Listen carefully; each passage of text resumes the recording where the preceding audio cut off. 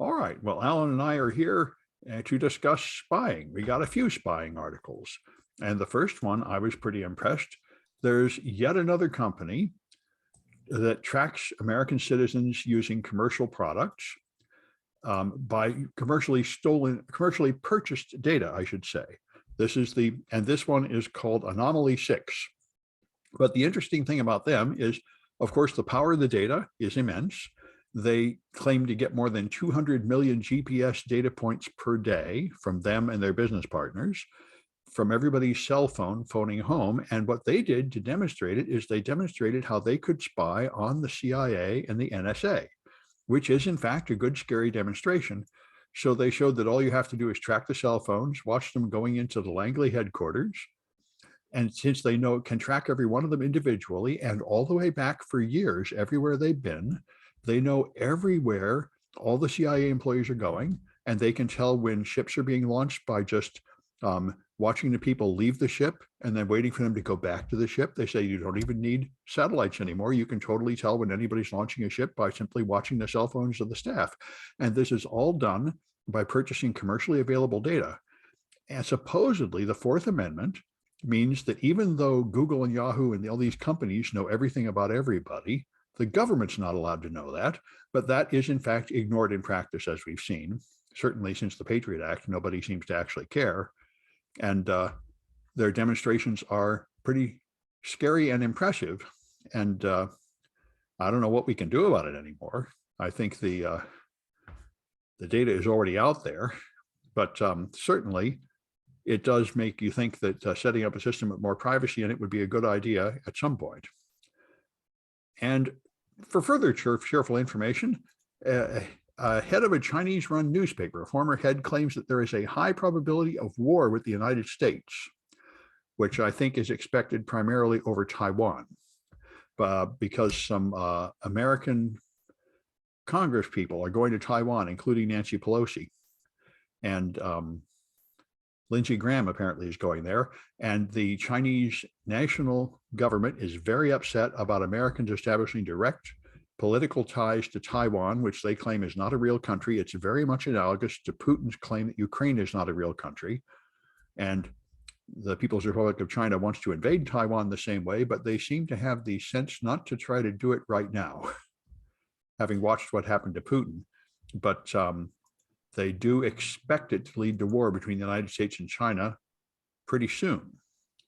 So that's something to look forward to. There's been a lot of talk in military analysis circles about the inevitability of an invasion of Taiwan by China. And a lot of talk about how it's bound to happen within the next 5 years. Oh, and I think it's bound to happen, but I mean, are we bound to have a war over it? That I don't know. Well, the U.S. has essentially pledged to protect Taiwan, or at least had in the past. However, if there is a we pledged to protect Ukraine too, and we just totally ignored that in 2014. Well, I think it was a little bit more complicated than that. What was it? The Minsk agreements were never quite as unambiguous as the U.S. pledges to support Taiwan. Oh, okay. So it's a bit more complicated. But the thing about all this talk about China's invasion of Taiwan is that aside from government sources and various analysts, I've never really seen or heard any concrete evidence of a Chinese government ramp up or preparation. So I don't know if it's to serve other ends or if it really is based on good intelligence. I don't know. Yeah, one thing you might say is that China is dominating Taiwan without a war. They did seem to pass this ruthless law and silence the newspapers and silence dissent and crush the protests. So they may not need to invade to just force Taiwan into their government system. And there are also a number of Taiwanese politicians who are in favor of some kind of rapprochement with China. Maybe not fully acceding to all of China's demands, but they seem to be in favor of cultivating much closer ties. What form that will take, I don't know, but It's not exactly universal within Taiwan that people want to start a war. Well, I think that probably is more logical. I wonder what's going on in Ukraine. Does it really make sense for Zelensky and his people, for so many of them to die fighting Russia? Maybe just sort of accepting getting incorporated into Russia would be better in the long run. Well, this has been a very popular talking point in some circles, in the kind of far right Tucker Carlson tanky circles, Yeah, but also in some of the far left. like Noam Chomsky. Yeah, Noam Chomsky, right, among others. And it really doesn't make a lot of sense if you view this conflict as one of imperialist expansion. The argument that some people have been pushing, John Mearsheimer most prominently, that Russia is concerned about NATO expansion and that it's merely trying to create a buffer by invading Ukraine, doesn't really hold up if No, you then pay attention to what Putin is saying about how Ukraine's not a real country, it's not a real culture, how it's really part of a greater Russian Slavic identity, and that the Russian military is there to denazify the country. that's very, very analogous to China and Taiwan. Well, I'd say it's a little bit more complicated there. But in the case of Russia and Ukraine, it really does seem, in certain circles at least, that there's some ideological basis for the invasion, and that it's really along genocidal lines. That's why this argument's really picked up quite a lot, is that the rhetoric coming out of Russian media and out of Putin himself is that of genocide, of cultural erasure. And so if Ukraine is to simply capitulate, then that really means the end of Ukraine as a country, Yes. And as a cultural identity, as a people. And you don't think it would mean that for Taiwan? Oh, certainly in the case of Taiwan, absolutely. Yes. Yes. I mean, I think essentially it's the same place, the same situation there. Yes, although in the case of Ukraine, there's a long-standing ethnic identity, a long cultural identity, linguistic identity. In the case of Taiwan, it's much more complicated, since the nationalists essentially invaded the country at the conclusion of the Chinese Civil War. Yeah. Anyway, it'd be nice if we can avoid a war in Taiwan, I suppose. That would be truly catastrophic. Yeah. It's pretty catastrophic in Ukraine too. Yes. That's why, I'm just amazed from a cynical, selfish point of view. What we have in Ukraine is a bunch of people volunteering to die for democracy and essentially American values if we'll just give them the weapons, which is a good deal for us. Although I'm not quite sure I see it as a good deal for them. They're like volunteering to be Vietnam and fight an American war with Russia as our proxy soldiers. Yeah, but unfortunately, many of the NATO countries are finally stepping up with longer range and more powerful weaponry, so that Ukraine can actually possibly fight off this latest stage of the invasion. Yeah, well, it'd be nice, I guess, to see Ukraine win, although I'm not entirely sure if Ukraine is benefiting itself in this fashion, but that's their decision. Anyway, there's an article, unfortunately, without a lot of details at phys.org. A Chinese team claims that they have sent quantum entangled particles 102 kilometers to transmit information. And there's already, for decades, there's been a working system called quantum key distribution, where you send a key from one end of a fiber optic to the other end, one photon at a time, and you can detect whether that photon has been intercepted by the damage to the stored information caused by interception. That technique works. This one here, I think, would actually have two entangled photons 102 kilometers apart, which is a brand new thing. So right now, it is of no apparent practical value. The baud rate achieved is 1/2 of 1 baud. So that's 2 seconds to send 1 bit, I think. Because it's so slow, it's almost useless. but it is a spectacular achievement in quantum mechanics and may lead to interesting developments as it moves forward. Anyway, let's go on to your How Democracy Spy on Their Citizens. This one's great. This is a huge article in the New Yorker written by Ronan Farrow. It's quite a piece. It is a a very in-depth story that breaks a couple of big news items and also recaps a lot of past events about the NSO group and the NSO group's hacking, or excuse me, they weren't directly responsible for hacking, but providing the Pegasus toolkit to various entities, governments, and this tool, Pegasus tool, was used to hack various politicians, legislators in Catalonia, in Spain, and also somebody or somebodies at 10 Downing Street, the Prime Minister's office in England. Yep. And so this is a huge story. Ronan Farrow himself did not discover this. This came out in a report from the Citizen Lab at University of Toronto, and they've just released their own independent report. But Farrow has fleshed out a number of details here, and there are all kinds of really interesting tidbits. Farrow had extensive access to the CEO of NSO Group and visited him on 3 occasions, including at his home. And also, Farrow got access to a number of former NSO Group employees and various US, UK, and Israeli intelligence figures. So he got quite a lot of access, quite a lot of information, and just some of the highlights, some of the tidbits here. In the case of the Catalonian parliamentarians hacking, it appears that it's the largest cluster of phones that were ever hacked using Pegasus. And although there is no concrete attribution at this time, those hacked do blame the Spanish government for this.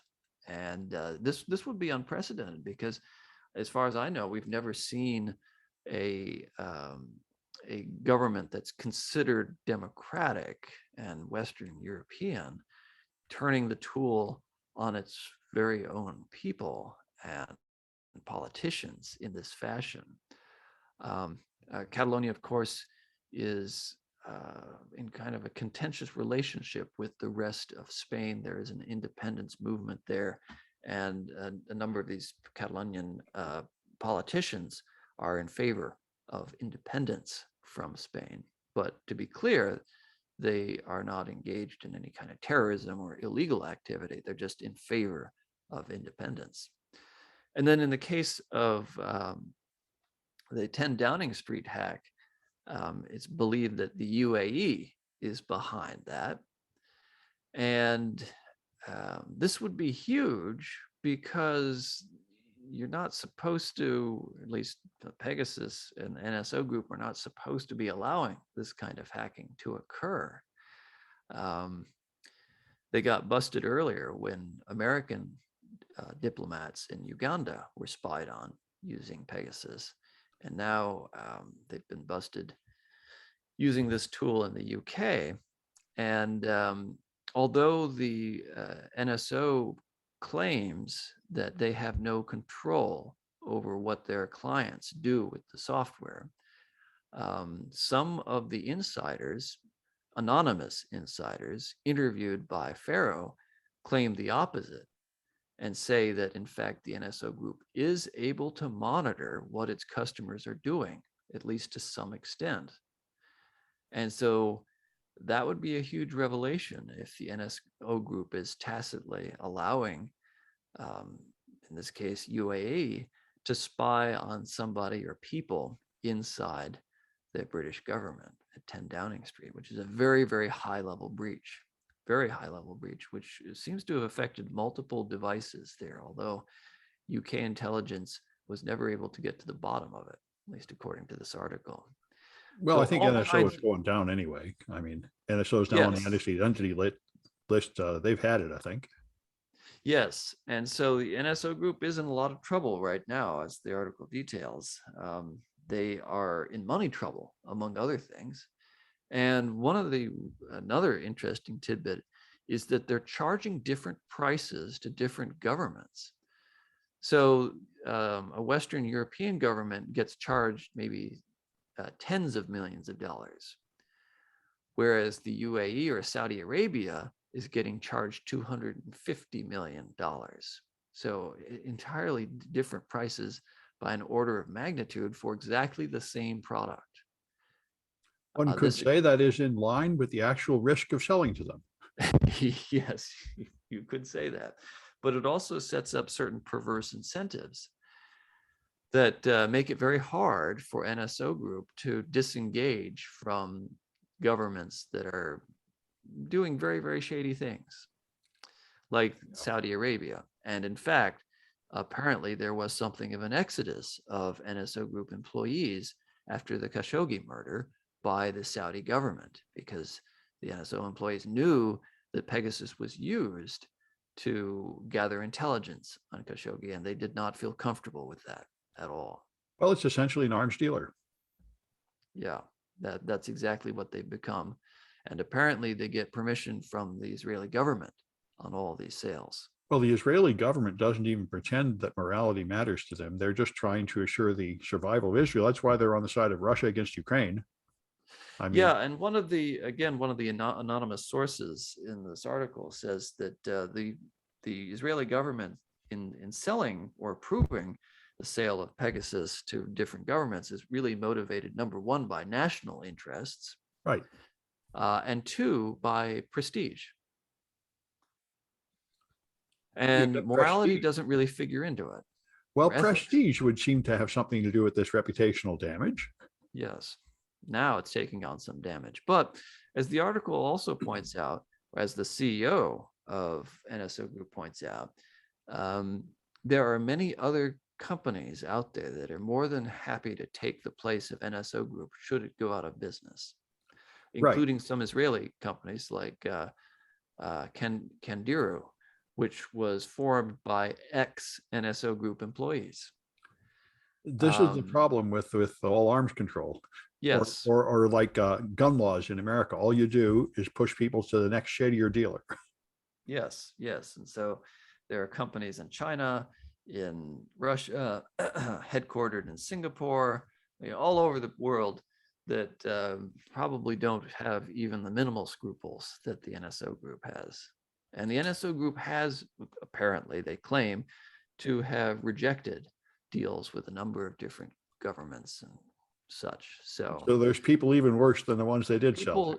people, yeah, believe it or not, even worse. Yes.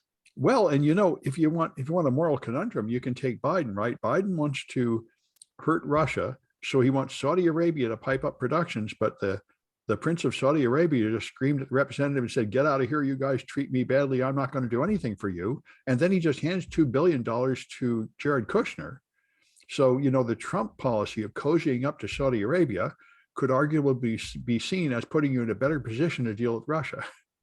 But I don't know if Trump helped the Ukrainian cause, because after all, his first indictment Of was course. based on the quid pro quo for finding dirt on Hunter Biden. Absolutely. So, I mean, Trump would have been on Putin's side too. But Yes. what's interesting is Biden campaigned on making Saudi Arabia a pariah to punish them for Khashoggi's murder. And then within a year, he's like begging for a favor from Saudi Arabia and sure not going to get it. Yes. And, there's some really weird things happening because of this war in Ukraine. There's a global shortage of 152 millimeter artillery shells, Oh, which is an old Soviet standard. NATO uses 155 millimeter artillery shells. So they've got all kinds of those, but 152s are hard to come by. So apparently the US, and this is just a rumor, the US has been on a global shopping trip, paying visits to countries all over the world, trying to scrape up enough 152 millimeter shells, including India, which has a testy relationship with the US, and believe it or not, Afghanistan of all places. Do we think we're going to get something? Well, maybe they'll sell anything for money. I don't know. It's Yeah, I was not able to find any more details on this. This is just a rumor, of course, well, but it would be bonkers if the US is offering to buy artillery shells from the Taliban. well, Ronald Reagan did something like that. Yeah, that's exactly what comes to mind. This is the problem with geopolitics. It's a matter of which wrong thing you want to do. Yeah. So it's a complicated world out there, and it's I guess it's just beyond my comprehension. Yep, pretty entertaining madness. Well, I've got the Crow box and I want to share this. Let me see if I can figure out how to share this. Share screen. Okay. Far too many windows open.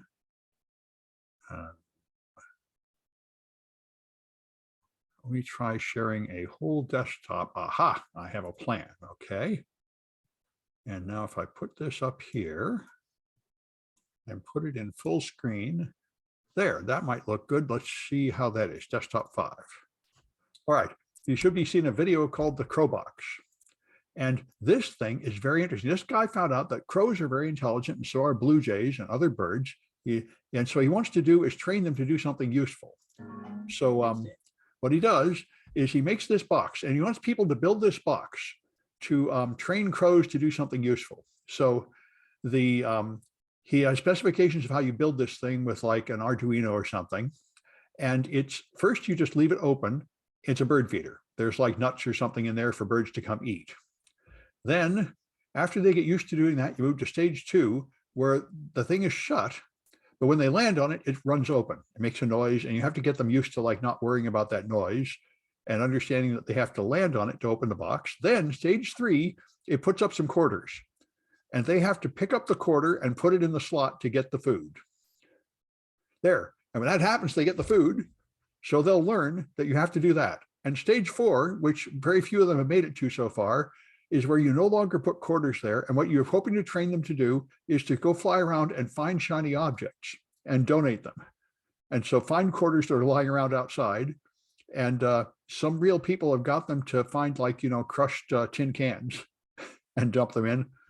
They will dump shiny objects in. So he's hoping to like train the crows to perform some useful service. Well, this is great. Inviting everybody to build your own crow box to participate in this experiment. There's a crow bringing a tin can to turn it in to get some food. So anyway, that's a bit of mad science you can get involved in if you like. It reminds me of the crows that have been collecting cigarette butts for prizes. All right. And I think I'll just go back to you, Alan, with the LAPD. Yeah, this is a really interesting article in Are you there? LA Taco. Oh, there. I just had my volume down. Here, go ahead. Can you hear me? I hear you. Yeah. Oh, okay. All right. A very interesting article in LA Taco, which is an independent online publication, and a story that they're breaking that was not picked up by the quote unquote mainstream media, that the LA received about 1.3 billion dollars in COVID relief. And of that, about half of it, 600 million, went to the LA Police Department. And the LAPD is not very, and the LA government for that matter, are not very interested in sharing details. So I don't know if there have been any developments since this article was published on March 22nd. But this was at the height of the defund or reduce spending on policing movement, that all this money, $600 million, was funneled over to the LAPD. And apparently what the government, the LA government is saying is that this was necessary to cover costs in the LAPD payroll because their general fund had a shortage. But this is a significant boost to the LAPD budget in general. And this Well, I only think that came. whole defund the police thing vanished in a hurry. What again? I think that whole defund the police thing vanished in a hurry. It turned out to be a disaster for the Democrats. Well, it seems to have, partly just because of the language. I think defund police makes it sound like doing away with the police altogether. At least that was the perception. Yeah. Whereas most advocates are not saying to eliminate policing altogether, but to reapportion funding to provide more support for other services, and to de-emphasize police use for calls involving people who are homeless or people who are experiencing extreme psychological distress. Well, they say in politics, when you're explaining, you're losing. Yes, and unfortunately, that's definitely the case here. Some more backstory on this particular revelation is that this information only became known when a CPA who is running for city controller of LA filed a request, some kind of, I assume, a FOIA request with the office of the city controller, and they released it to him. But this does raise larger questions about the COVID bailout, shall we say, and how many governments chose to spend that money. Well, that whole thing seemed to be a boondoggle. PPP seemed to be mostly to as cronies. it's turned out, every school in America got, hundreds of thousands, even over $1 million for COVID mitigation. And what did they spend it on? I'm not entirely sure. Did City College get some? Because it sure seems to be broke. Well, I don't even know what this ended up there. The City College was eligible for millions of dollars. And the previous administration, the interim administration, was saying, we don't want that money because we don't know what strings are attached to it, which is the oddest excuse. Yeah. I mean, at a minimum, they could have used it to upgrade facilities, which are falling apart. No, I remember 2 chancellors ago, the guy actually rejected a bailout from the city government. Right. So, $6 million bailout, and he said it wasn't needed. Yep. City College management is imponderable. It is. Well, anyway, speaking of that, there's a hydrogen-powered ferry about to launch in the San Francisco Bay soon. So we will have hydrogen power local, which is one of those new green technologies that hasn't really taken off.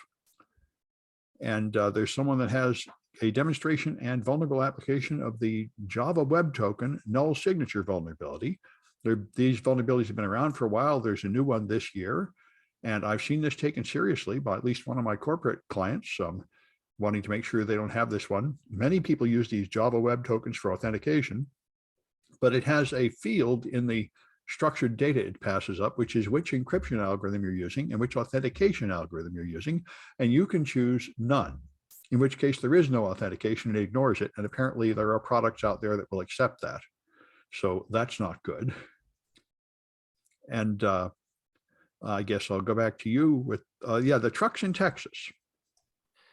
Yeah, this is another really interesting story that affects the supply chain in the US and also inflation in the US.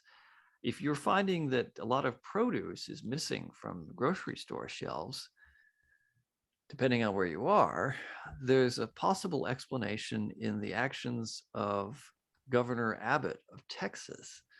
Nowadays, a lot of produce in the US is actually grown in Mexico. And of course, it has to be shipped over by truck, refrigerated truck.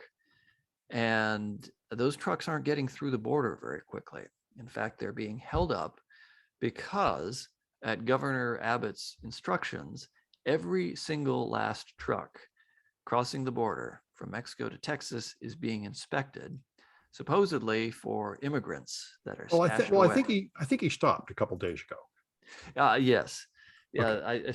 This may have gotten a little too hot for him to handle. Yeah. But in part, it was all a publicity stunt, right, to raise his national profile, which he's very keen about. And every single truck was getting inspected by Texas law enforcement. And the point of it was nominally to find immigrants who were hidden away, but really the point does seem to have been to try to embarrass the federal government, and also as I said, a publicity stunt. Now, Abbott did end up meeting with various governors of the Mexican states bordering Texas, and supposedly came to various agreements with them. But as far as I know, they did not identify any immigrants who were in the trucks. The point was simply to slow down the movement of the trucks. And so on the one hand, the point I think is to get some 5 or 30 seconds on Fox News for his presidential campaign. Yes, that's right. That's right. Just like shipping immigrants to Washington, which he's also been doing. Yeah, right. That was one of his talking points, is that now these immigrants aren't going to be here at Texas. They're going to be showing up in Washington, D.C. Let them deal with it, et cetera. But no, the point is to slow everything up. A lot of produce spoiled in the trucks, incidentally. So the produce companies were furious about this. Yep. Tremendous loss to them. And it also, for people who weren't paying attention, makes it seem like the supply chain is in even worse condition than it already is. And presumably it did have some impact on supply chains. I mean, we're talking about a lot of produce here. Ever since the U.S.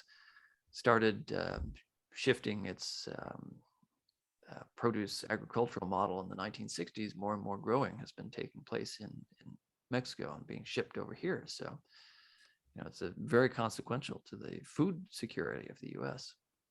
Well, I think the ever since Trump got in, the Republicans have learned that the way to get on national stage is to engage in stunts that get you on TV. And it's all just about sort of jackass type spectacles to get on TV. It's got nothing to do with actual policy anymore. And it works. Yeah, that was Trump's lesson. Just running sort of a reality TV show is the way to win in Republican politics now. Yeah, and in the same spirit, there's this famous article about the libs of TikTok from Taylor Lorenz. I didn't know this, but there is a Twitter account called Libs of TikTok, which is the source of a lot of what you see on Fox News and right-wing talking points, where they find people and make fun of them for being woke. And anyway, the woman responsible for this made an extremely lame attempt to conceal her identity, making all the classic mistakes, like registering domain names with her real name and address tied to it and so on. So some people say Taylor Lorenz like doxed her, but she really made very rudimentary investigations to find out who it was and exposed who it is. But this is the source of many right-wing talking points, apparently. And I had a couple others here that were interesting. There's a guy, Taco Bell is apparently incredibly popular, and they had some product that this guy loved to eat, the grilled stuffed nacho, which I've never had. But anyway, they quit making it. So as a protest, he would exercise every day and post a video complaining that there were still no grilled stuffed nachos. So the end result is, after a year, he never got the nachos, but he lost 100 pounds. So he greatly improved his health by whining about not getting his Taco Bell anymore. So there's some kind of deep psychological lesson there, I think. I'm just wondering who got owned in this situation. Well, I say this is a pretty good way. If you're going to do a protest, I recommend this kind of protest. Do something good. Yes. Anyway, and the last one is, I think, not a surprise for me, although apparently for doctors, is that if you prescribe antidepressants and people just keep taking these antidepressants, it doesn't actually do them any good, which is certainly what I thought. Well, I remember 40 years ago when these things started, it was the one they gave women, Valium, and then a whole bunch of these. They said, wait a minute, you take somebody with like a psychological problem and you put them on a drug and you leave them on the drug forever. This isn't really helping them probably. What you should do is maybe give them a temporary course of a drug, but they need to go to like therapy or something and change their life. Just turning somebody from a person with a psychological problem into a person with permanent dependence on a drug, that seems like highly questionable medicine. And apparently it is so for antidepressants. I mean, I've heard so many scary things about antidepressants, like they have a side effect of suicide. And I'm like, wait a minute, how is that a step up? So anyway, we'll see. A lot of people have been prescribed antidepressants. I've heard something like 1/3 of Americans are taking them or something insane like that. And That seems like it can hardly be a good idea. Anyway, that's it for this one, and we'll be back on Tuesday.